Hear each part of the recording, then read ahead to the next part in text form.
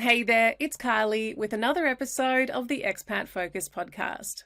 Writer and editor Kirsten Raccuia is known for her Sand in My Curls blog, which until recently was all about her expat life in Malaysia.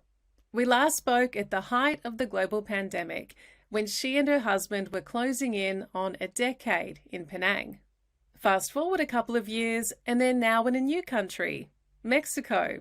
I'm chatting with Kirsten again to find out what factors influenced their decision to move, why Mexico, and what it was like packing up their life in Malaysia. Kirsten, the last time we spoke, there was, really not much going on in the world.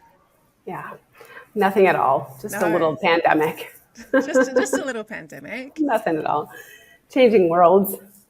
And I don't know if you would see it as a catalyst for what's gone on in your life since, but I'm curious about how much it has changed your life. The last time we spoke, you were living and blogging from Penang in Malaysia.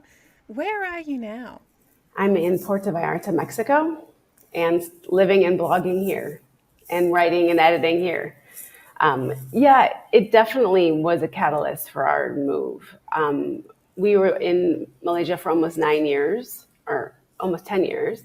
And we absolutely loved it there, obviously. We wouldn't have stayed that long.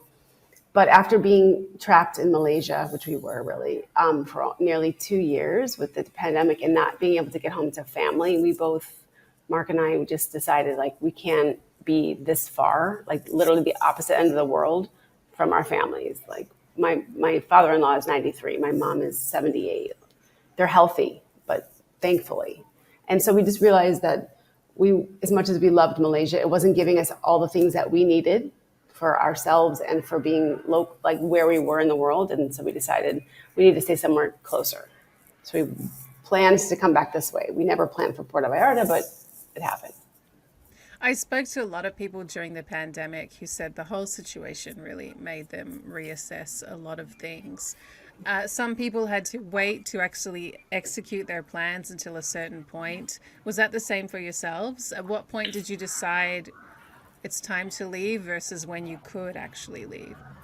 We left before we actually could leave. So when we left, they told us, you definitely, well, you may not be able to be allowed back in. So we left knowing that. We just figured we'll have to deal with it as it comes, because we thought if we don't leave now, we don't know if it'll happen. And yes, we're legally there. We had a 10-year visa to be there, which we still have. And we were in the middle of it. So we still had time to be there, but we thought, we don't know if how this is going to roll out. So we thought, just go and take the chance. And it was scary, but we thought, oh, we'll be back. We just thought one day we'll be back. And so we left our stuff. We didn't close up our shop. We kept our apartment. We did everything. Luckily, living there is so affordable. And we thought, oh, we'll only be gone for a month or two until we sort things out, see our family, and then come back. But we ended up going to our family for a few months, then coming to Mexico for what was supposed to be a month and ended up 6 months. And then we went when the doors opened back up and when people were allowed back into Malaysia, we went back. And by that time, we had already said we're going to stay on this side of the world. So we actually went back and sold our everything once again, sold our stuff, sold our car, sold our scooter, sold everything, and then came back here. So that was kind of we just kind of rolled with it and just hoped that it would work out the best way it did. So. What did you observe when you went back? I know when I leave our house to go on holiday, even just for a few weeks, I'm so paranoid that things won't be the same and where I left them. Was your apartment untouched, unlooted? Yeah. Yeah, it's really super safe. So yeah, nothing was harmed or looted or anything like that, thank God. But the vibe of the place was so different because the social life was so diminished for everybody in the world. So it was the social life was gone. The people getting together with friends had just been starting to come back. So people were still scared, and after being in Mexico for 6 months where nobody's wearing a mask and everybody's outside and nothing COVID exists here, but they're like, wait, we're not stopping our lives for it. They never did in Mexico, versus Malaysia, where it was like, you're locked inside. We couldn't go out together. My husband and I couldn't like literally go to the grocery store, to the bank, to the pharmacy. We couldn't walk out of our house together. We couldn't walk outside on the beach. So from going from one opposite to the other, it was quite mind blowing. Actually, we came back and we were like, why is everybody wearing masks still? It just didn't even register to us that would be how life would be still in Malaysia. And while we were there, we were only there for about a month, but while we were there, things started really loosening up and everybody started kind of going back out and having normal life again. But it was a slower process there than it was here. Speaking of life and activity, we've got a little bit going on around you today in Mexico. This neighborhood that we moved into is a very local, but still tons of stuff going on. There's lots of expats, but it's also very local. And so every morning we have the vaquero, which is the cowboy who comes down with his 3 horses. He rides them down the street. And usually a bunch of dogs follow around barking. And then there's always roosters everywhere, just like crossing the street. And I live in a modern high rise with a pool and a hot tub. Like I live in a fabulous place, and all around me is modern. But then there's these like little pockets of real life that go on that are, traditional and rooted in history here. And it makes us so happy to see the cowboy and his roosters and the dogs. So if you hear that, that's what's going on. And it sounds like you've got a bit of construction happening too. Everywhere. It's mayhem here. Like, I don't think I've ever lived in a place that has had more construction surrounding us, but it's all of Puerto Vallarta. It's not even like I could go somewhere else in this town and find a spot. It's just booming here, which is incredible. Not great if you want to buy real estate, but it's great if you're selling. And it is booming so much that we have, I think, 1, 2, 3 high rises going on around us in the 5-block radius. And is it booming because there are expats looking to buy, foreigners looking to move to Mexico and buy in? Yes. Most of the stuff that's here is quite expensive. So Puerto Vallarta is not the cheapest place in Mexico. There's far cheaper places. But it is booming, and it is so close, especially to the west coast of the United States and Canada, there's direct flights. So there's so many Americans and Canadians here that are just buying up tons of property. Very different than in Penang, but still just the neighbor driving through. Wow.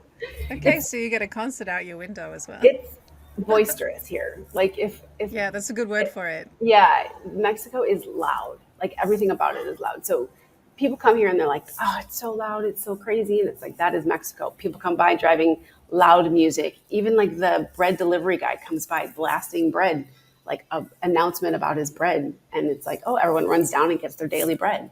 So, I mean, it is a country of happiness and loudness, and people like either love it or hate it. We love it. I love it that it's loud and crazy.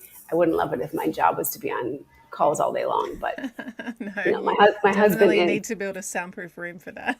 Yeah, my husband isn't. He's in the back room he's on calls all day, but he's in the back room with the air conditioning going and quiet back there because everything's built in cement. So once you get into the back where it's quiet, it's actually quite quiet. I want to ask you about some of these elements that did attract you guys to Mexico. But first, I want to rewind back to packing up your life in Malaysia. What did you find most difficult having spent a decade there? Saying goodbye to the friends and family we created. I mean, that was really the only thing that just broke me. I was even talking about it now. Just family that, after being there for 9 years, you have every holiday with them because you can't go home for every holiday. So you create your Christmas holiday friends, your Thanksgiving holiday friends. Like we had friends from around the world that learned what American Thanksgiving was, had never been to an American Thanksgiving. So, because they were on that side of the world. So, it was definitely the connections that we made that were so instrumental in our life there and for us being happy there. And that's really, and looking back at it now, I miss our home. So we had a beautiful home. That was like ridiculously inexpensive for an oceanfront condo with 4 bedrooms or 3 bedrooms and 4 bathrooms. I mean, it was silly. But I miss it's family. It's the family we created. That's been the hardest thing. Logistically, was it simple enough to say, okay, this needs to be sold, this needs to go with us? How are we getting it back to the States? Yeah, we had some help, lots of help actually. We knew what we had to sell. We only went there with 4 suitcases, and so that's what we kind of wanted to come back with. But what we did was we decided, because when we traveled, we bought art. So we'd buy masks from Bali, and we bought like just paintings that we love, because Mark and I very rarely agree on things when it comes to the house, but we agree on art, which is just a miracle. So we, whenever we see like a cool mask from a cool country, we buy it. And so we had that stuff that reminds us of our life there. So we said, okay, we're going to bring the 4 suitcases that we came with of clothes and whatever else, but that's it. Like no other stuff, no kitchen stuff, no nothing like that, no anything like that. But all of our art. So we went through that and figured out how we're gonna do that. So a friend of ours, who's a godsend, just said, instead of packing in suitcases, pack in like massive Rubbermaid Tupperware things that lock. I'm like, can you do that? I never even thought about that. She's like, Yeah. she's traveled the world, moved across the world, and only use those instead of suitcases. And it's perfect because they're hard sided. So we put all our art, we like unframed a lot of our art. We rolled things. We built a box for one of we have one big painting. We built a box. So, I mean, it wasn't hard in that sense to decide what to bring, because we are very unattached to the stuff, because we've already sold all of our stuff before. So like the stuff that we collected, our kitchen stuff that I used every day, but just like, and I love to cook and love to bake and all that. So we did, none of that mattered. We just thought, Oh, who that's cares? good, because I get attached to like a garlic peeler, those Yeah. lemon presses that you can like just press down and get the juice out. I still don't know what happened to mine through a move, and I'm still dirty about it. I can send you one, because they're like Mexico is Amazing. made for lemon squeezing, lime squeezing margaritas. I mean, I'm serious. They're at every store. I can send you one if you need. That would be so cool. Done. No, Done. but yeah, like I really admire people that can be so detached from their things, because I am having that constant battle of too much stuff in my life. I feel like once we left America and sold all our stuff, and our home in America was a beautiful condo that we put a lot of money into and had bought really nice furniture, and when we sold it all, we literally were like, well, there's $400. I'm like, great. So for us, we realized that buying like all the best things that we had to have, because living in America, we felt that way and we wanted to spend the money that way. Now we're like, we would never buy custom furniture. We would never do that. We're like, IKEA's great. Just paint it. It's perfect. Yeah. Like it's a totally different mindset. And so now we're like, if I have to buy a new, crock pot, I will, instead of carrying it with me across the world. So, and I knew that coming to Mexico is pretty easy, because everything in America you can get here. Which Was is there anything that you can get in Malaysia that you do bring with you because it's so unique to that part of the world? I actually brought food with me. Okay. Brought like Not spices like and a like, really cool wok or something. yeah, no. Okay. And Malaysia's not known for it's known for a lot of things, but it's not known for like its amazing art or anything like that. I don't For me. So so yeah, we didn't bring anything like that. And we kind of said, well, what are we gonna bring home from Malaysia? And it's just like kind of the art that we have some cool earrings that we bought that are actually from a tribe in Borneo. And they're like weights. They weight their ears down, so they stretch their ears. And so we bought those, and we have them framed. And like, so that's kind of what we brought back, but nothing other than food paste. And every time people go, I'm like, bring me Food paste. the green curry. Bring Noodles, me yeah. yeah. So I have all the food stuff. Yeah. And then your first stop was back in the USA. Yeah. How long did you spend back in the States before Mexico started calling?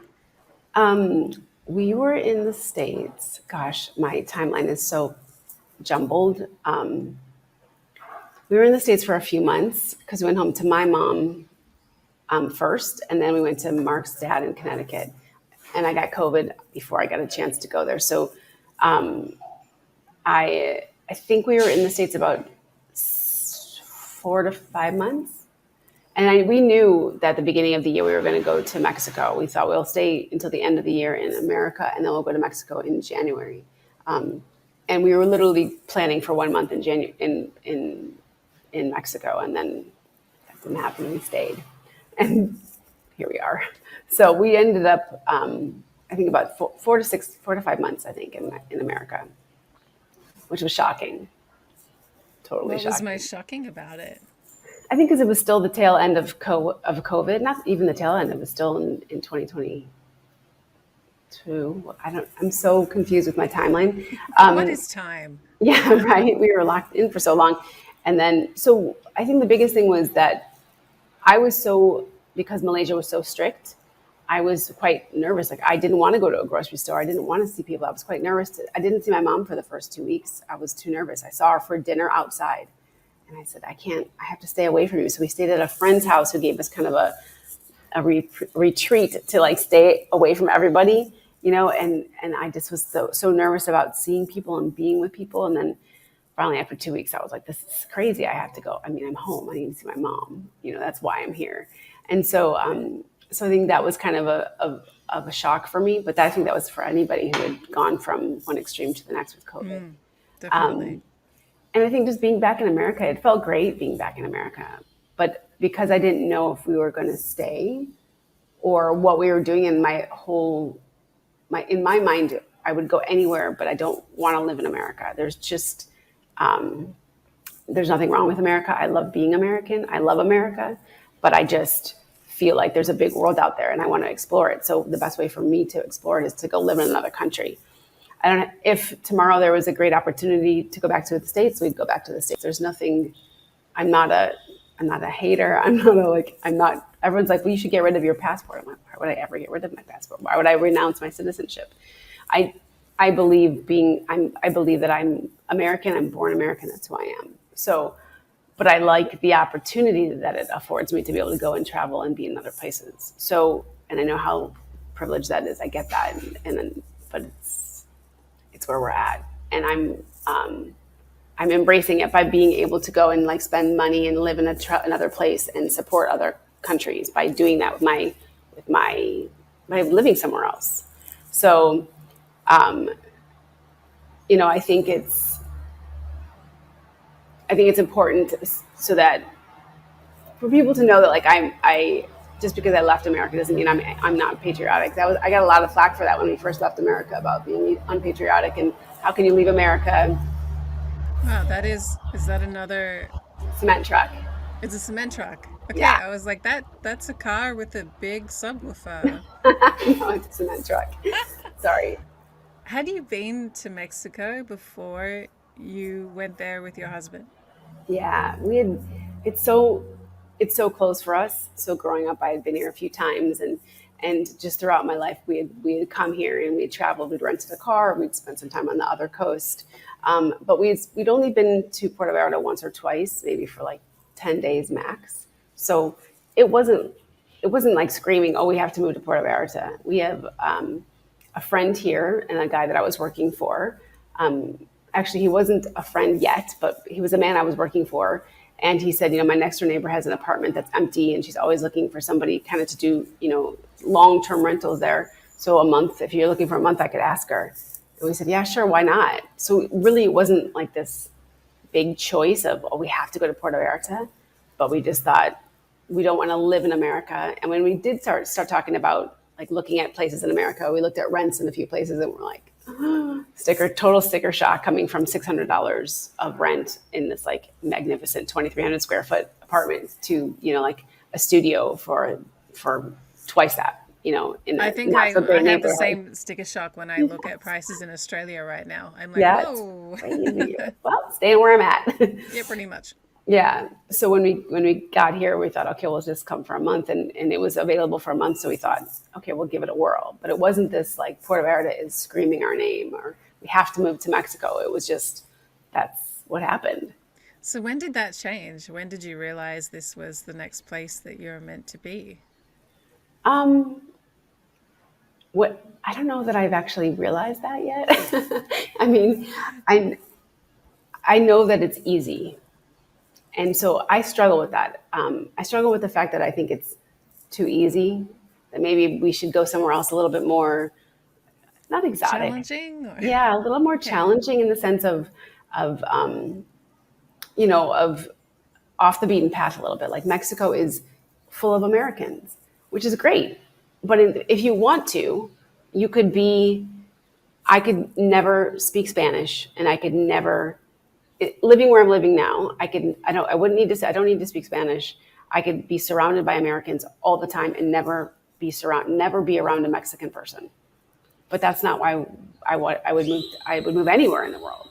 So it's very Americanized, which is like there's a Home Depots, there's Walmart, there's Costco, there's which is it's great when you're like, where do I go to find something? But you also have to dig a little bit to find the mom and pop shops. So it's very different than Penang, and so it feels that's when I say it's so easy. It's like, yeah, I can go to Home Depot and get what I need, just like and I could in Chicago. So for me, that is a little bit something that I struggle with because I like that there's that convenience, but at the same time, it's almost like I could be living in South Carolina, you know, except for the chickens and the and the cowboy. But for the most part, I could be living in South Carolina, which, It's, it's just a different feel. and outside of, being able to go to Walmart or Home Depot if you want, what does your day to day look like now in Mexico? It does look a lot similar to what it looked like in Penang. I spend most of my time behind my computer, writing and editing. I'm just doing it from a different location, really. So we live in an apartment with like 13 units. It's got a pool downstairs and a hot tub above on its rooftop deck. So it's pretty fabulous. It's 3 times the amount of money I was spending in Penang, but that's still cheaper than America, and which isn't yeah still cheaper than America. But my day to day is sitting outside right now because it's still coolish enough to work, and then the end of the day taking a walk, going to the beach because we're about 8-minute walk to the beach, or going to the taco stall around the corner, and that kind of thing. And right now we're pretty focused on meeting new people because the last place we lived was a very Airbnb focused place.